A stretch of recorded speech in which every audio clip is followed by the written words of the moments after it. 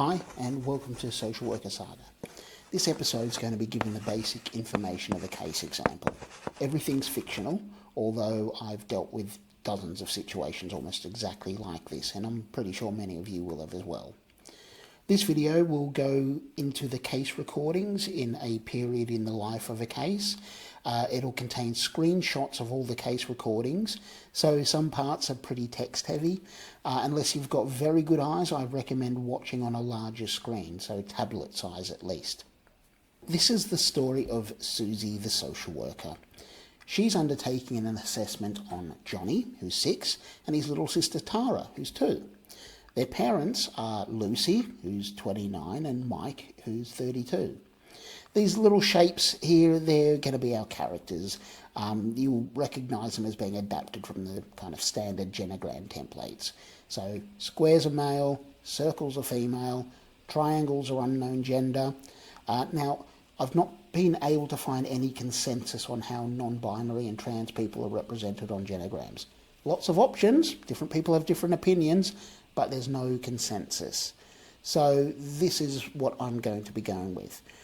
Please let me know if there is a consensus that I've somehow missed, but I looked hard and I couldn't find one. Hexagons are non-binary people with a small shape inside the big shape to reflect their presenting gender. Trans people are the shape of their gender with an internal hexagon indicating that they're trans, where that's relevant to the case. And these little trapezoid things are professionals. Yes, that's not a gender, but it just shows that they're not part of the general family. But anyway, this is the story of Suzy Jones, social worker extraordinaire. The police sent a referral to Children's Social Care on Friday the 5th of the 7th, 2024, and the intake team flagged it for assessment, and it was allocated to Suzy. She read the referral first thing when she arrived at work. Well, first thing after getting her coffee, obviously. This is the referral from the police. Sorry for the wall of text. Feel free to pause and read through it if you want. If you don't want to read it, no worries, just let it roll on. Basically what it says is that on the evening of Tuesday, the 2nd of July 2024, a neighbour called the police reporting a male shouting, a child crying, the sound of things being thrown and a woman screaming, "Please stop."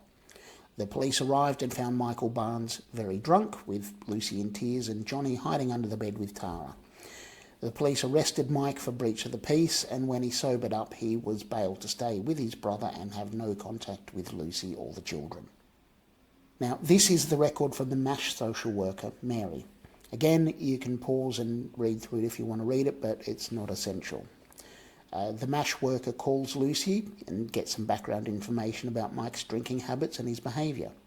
Lucy's a bit reluctant to have a social worker visit, but eventually agrees after Mary asks if she'd like her son to act in the way that Mike did when he grows up.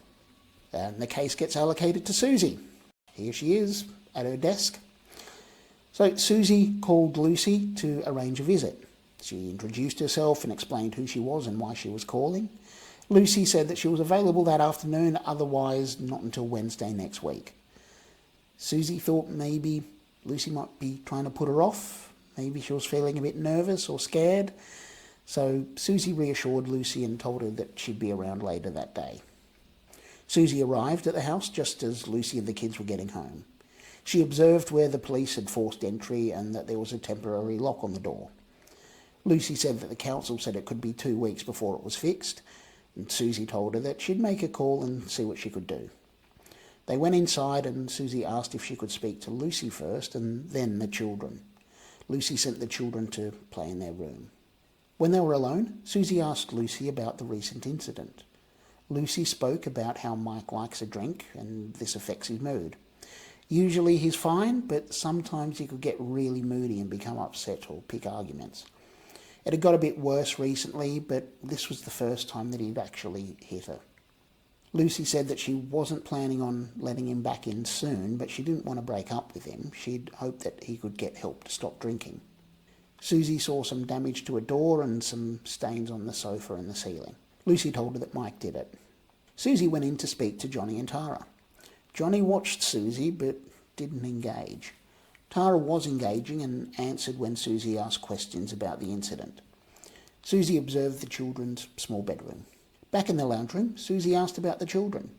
Lucy told her that Tara's much more outgoing than Johnny, but once Johnny has got used to someone, he can talk their ear off, especially about dinosaurs. Suzy said to Johnny that she hoped that they could get to know each other better, and next time she'll bring some colouring and games.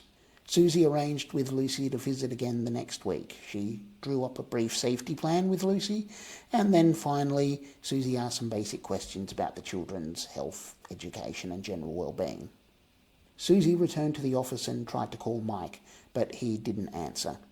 She left him a voicemail message and sent him a text.